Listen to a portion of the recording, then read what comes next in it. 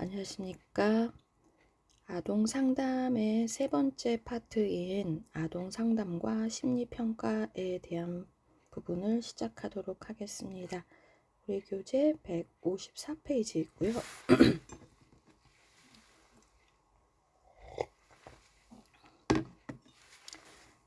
챕터 3는 심리평가에 대한 부분인데요.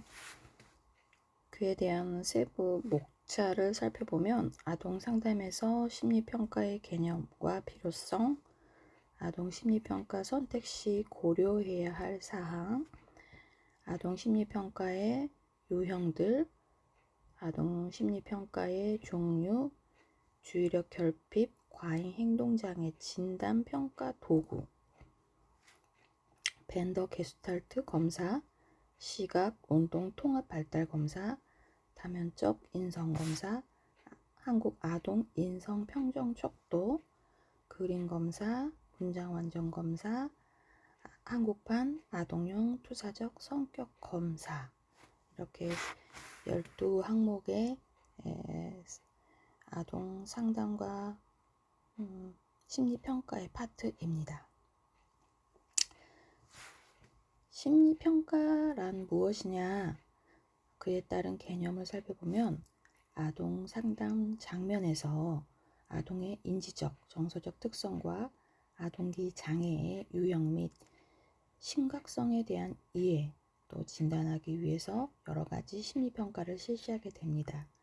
심리평가는 심리검사, 가족과 부모, 아동 면담, 행동 관찰에서 얻은 다양한 정보들과 아동의 행동과 성격, 정신장애 등에 대한 전문적인 지식과 경험을 바탕으로 아동 개인에 대해 포괄적이고 전문적인 결정을 내리는 과정입니다.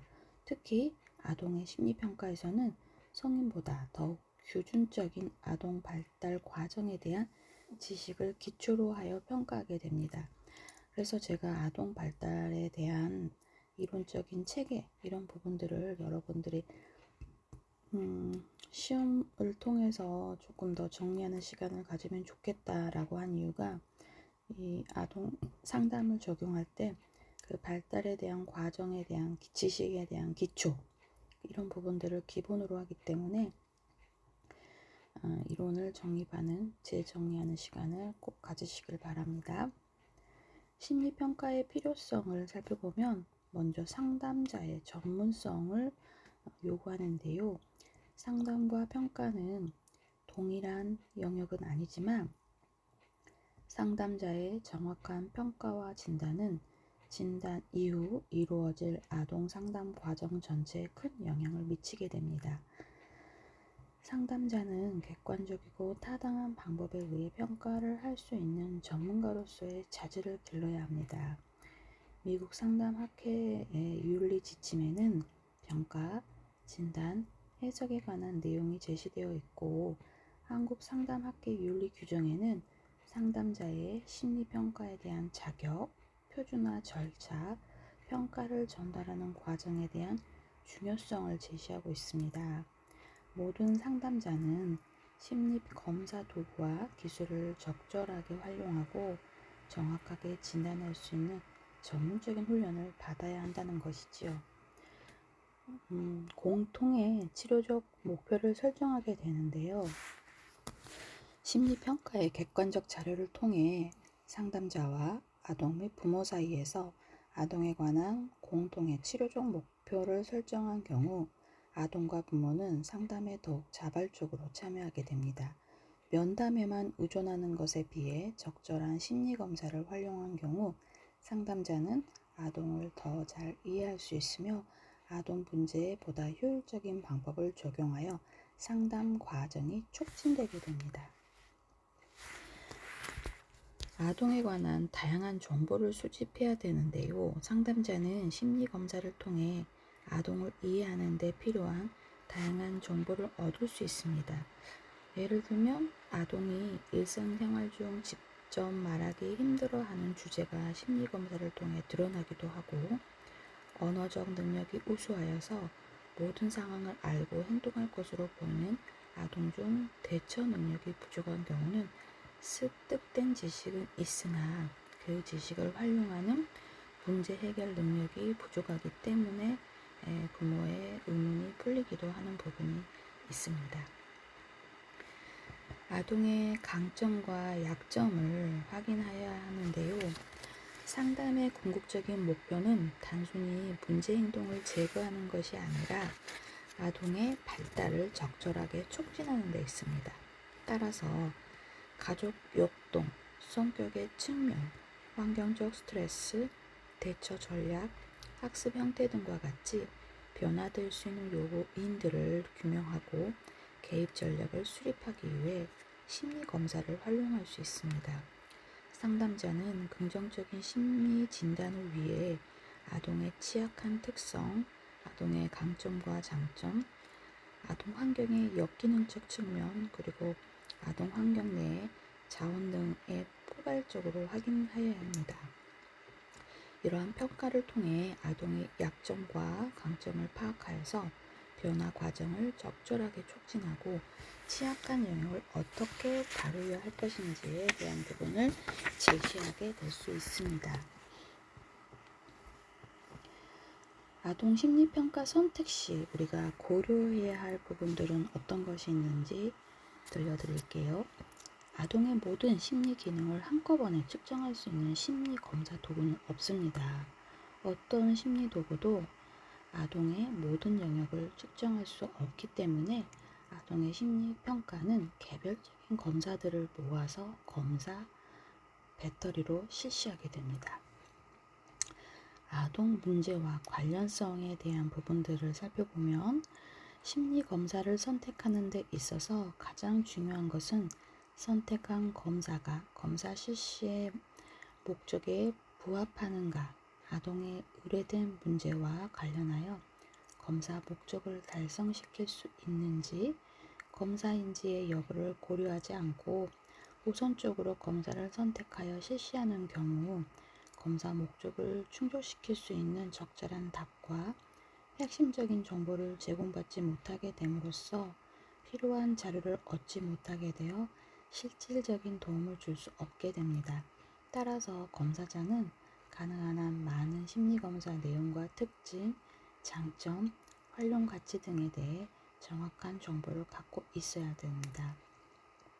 예를 들어 지능 수준이나 인지적 특징에 대한 정보를 얻고자 의뢰된 경우에는 지능 검사나 인지적 검사의 구성 내용에 대해 살펴보고 적절한 검사를 선정하게 됩니다.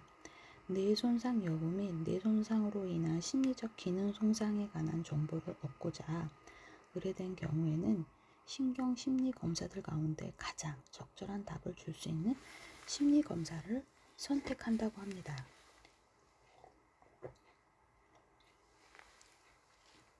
표준화 검사, 표준화, 타당도, 신뢰도. 여러분이 나중에 논문을 쓰시게 되면 이 단어들을 조금 더 많이 접하시게 될 거예요. 검사의 표준화는 검사를 제작하는 과정 중 표준화 표본이 어떻게 구성되어 있느냐의 여부를 말하게 됩니다.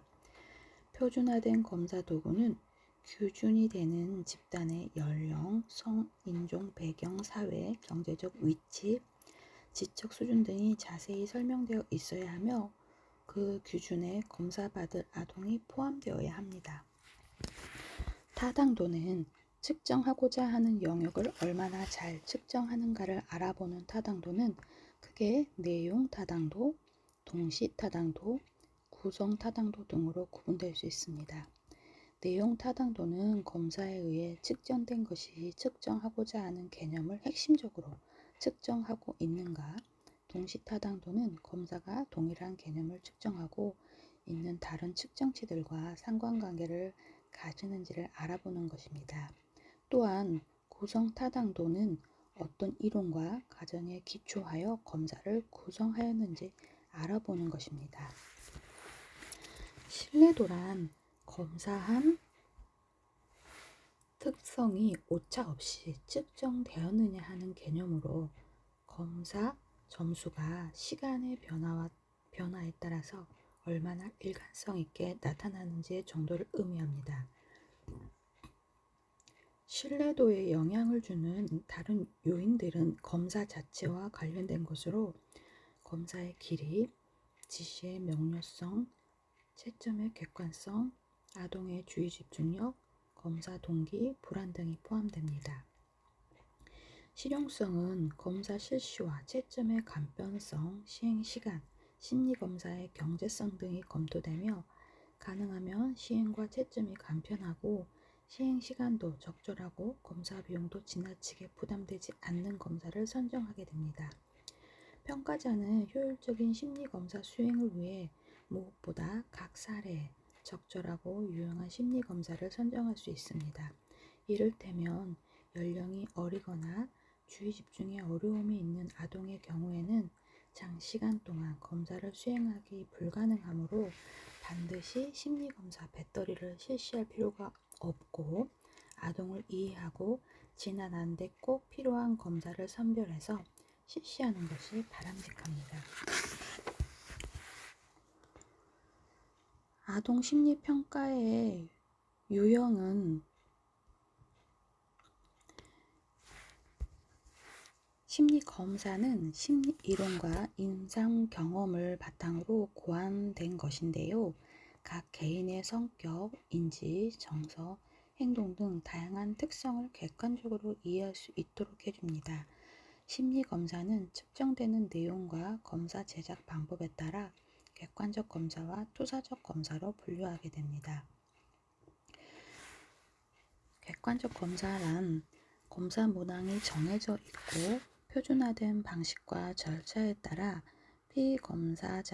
피검자의 반응에 대한 채점이나 검사 실시 절차, 기준이 명확하게 정해져 있는 구조화된 검사입니다.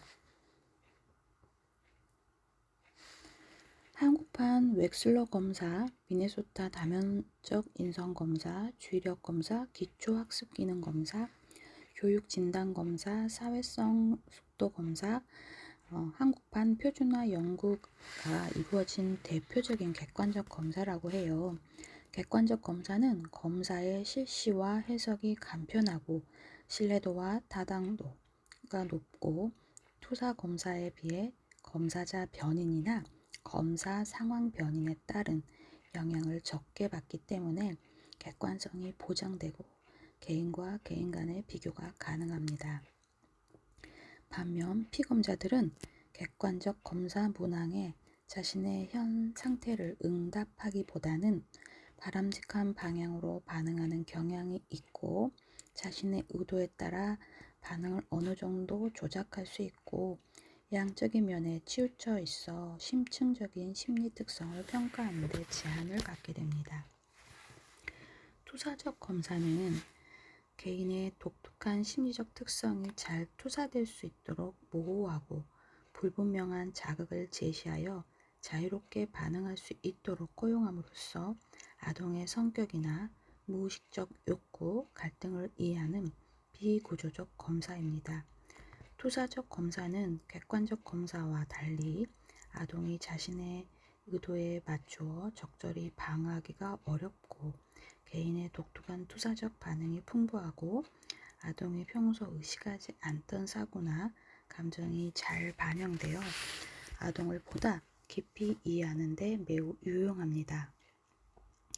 또한 투사적 검사는 자극 조건이 모호할수록 투사적 현상이 잘 일어나 아동의 내적 욕구, 관심, 심리 구조가 잘 반영됩니다. 그러나 투사적 검사는 검사 반응의 일관성이 결여되어 있고 투사적 검사 해석의 근거가 과학적으로 충분히 검증되지 않아 신뢰도와 타당도가 낮으며 검사자의 성, 반응 태도, 아동에 대한 선입견 등이 검사 반응에 영향을 주어 아동의 특성 외에 검사 시행에 상황적 조건이 영향을 미칠 수 있다는 것이 문제점이라 할 수 있습니다. 대표적인 투사적 검사로는 로샵, 주제 통각 검사, 벤더 게슈탈트 검사, 집, 나무, 사람, 그림 검사, 운동성 가족화 검사, 문장 완성 검사 등이 있습니다.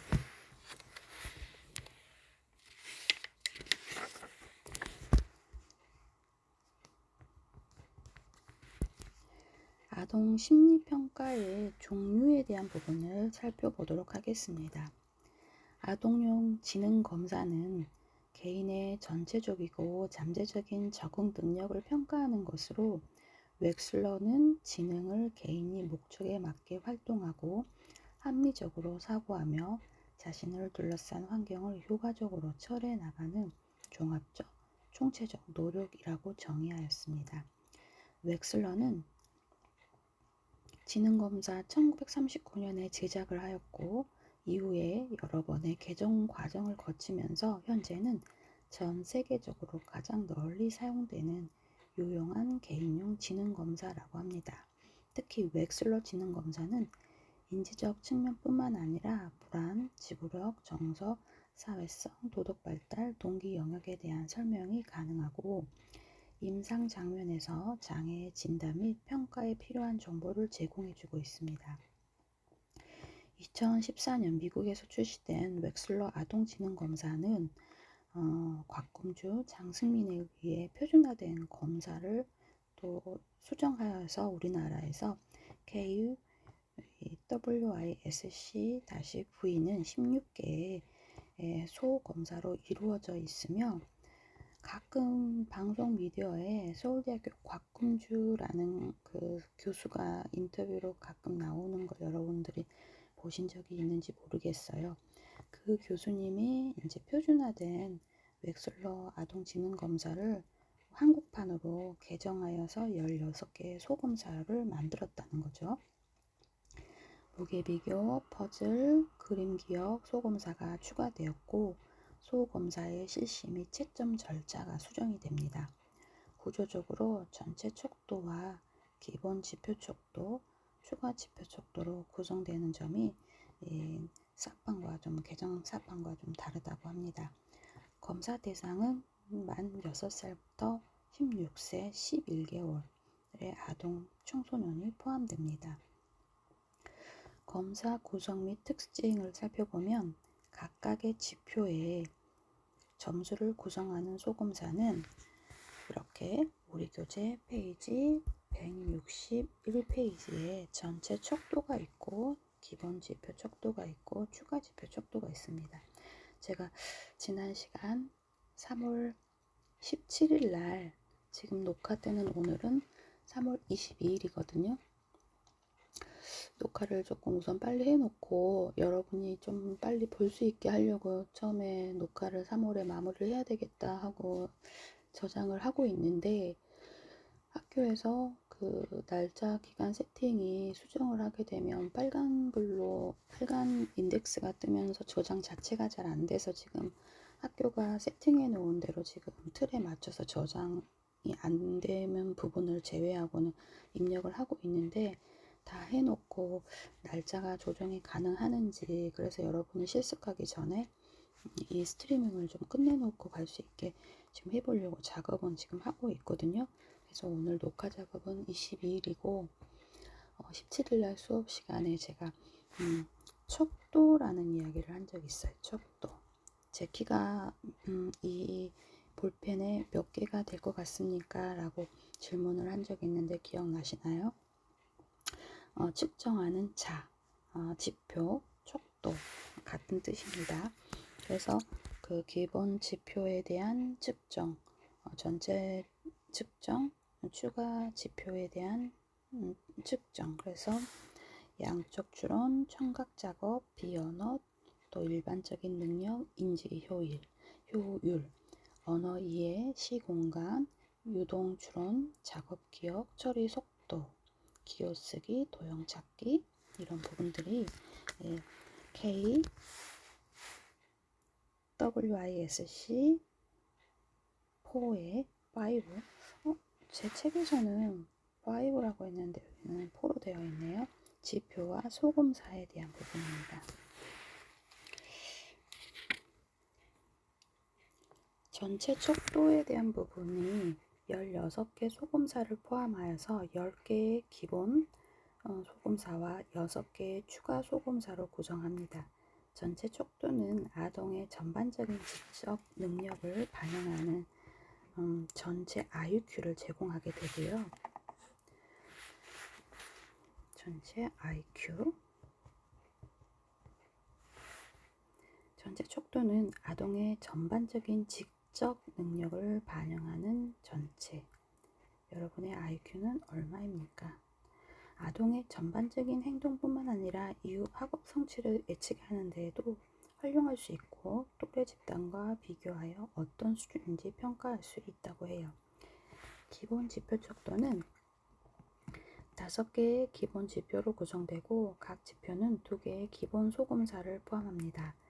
각 지표별 점수를 통해 아동의 구체적인 인지 능력과 강점, 약점에 대해 평가할 수 있습니다. 언어 지표의 언어를 이해하는 지표라는 게 있는데요. 결정지능, 언어적 개념 형성 능력, 언어적 추론 능력, 어휘 지식, 자신의 생각을 적절하게 표현하는 의사소통 능력을 측정하게 됩니다.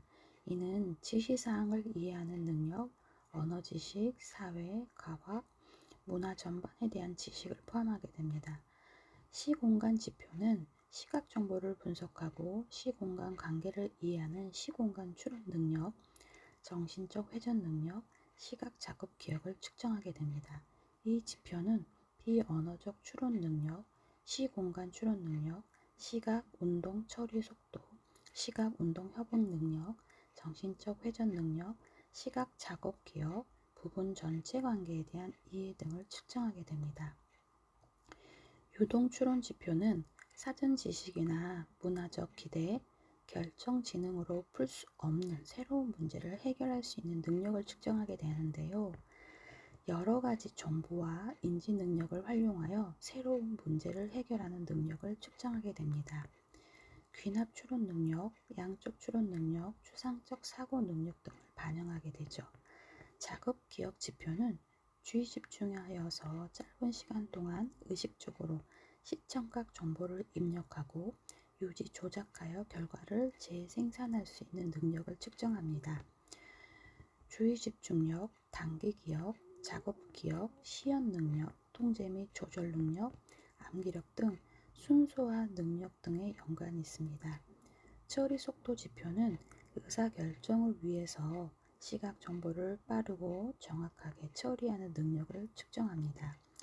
시각적 변별 능력, 주의 집중력, 전신 운동 속도, 시각 운동 협응 능력, 소근육 운동 능력, 글씨 쓰기 등과 관련이 있습니다.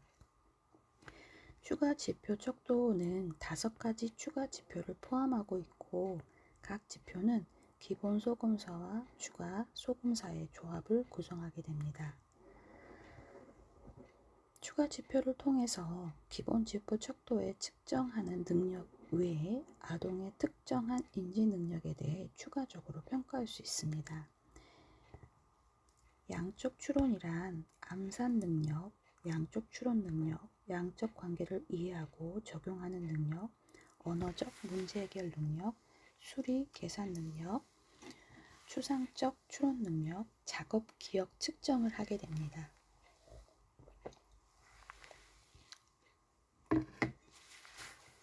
청각 작업에 대한 기억 지표는 청각 단기 기억, 청각적 순차 처리 능력, 정신적 조작 능력, 주의 집중력, 계획 능력, 암기력 등을 측정합니다. 오판에서는 숫자 순서대로 따라하기가 추가되고 정신적 조작 능력과 자극을 순서대로 배열하는 능력이 더욱 강조됩니다. 비언어 지표는 언어적 요구를 최소화하여서 아동의 전반적인 지능을 측정합니다. 비언어 지표는 주로 언어 능력이나 언어적 표현에 영향을 덜 받게 됩니다. 전체 IQ와 신뢰도가 비슷하며 높은 상관이 있기 때문에 전체 IQ를 보고할 수 없을 때 대안으로 사용할 수 있는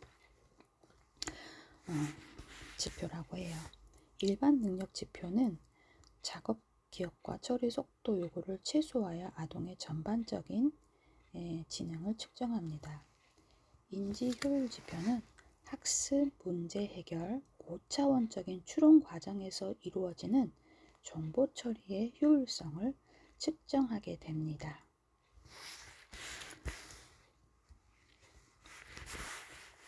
그래서 소금사에 대한 16개의 소금사는 10개의 기본 소금사와 6개의 추가 소금사로 구성하게 됩니다.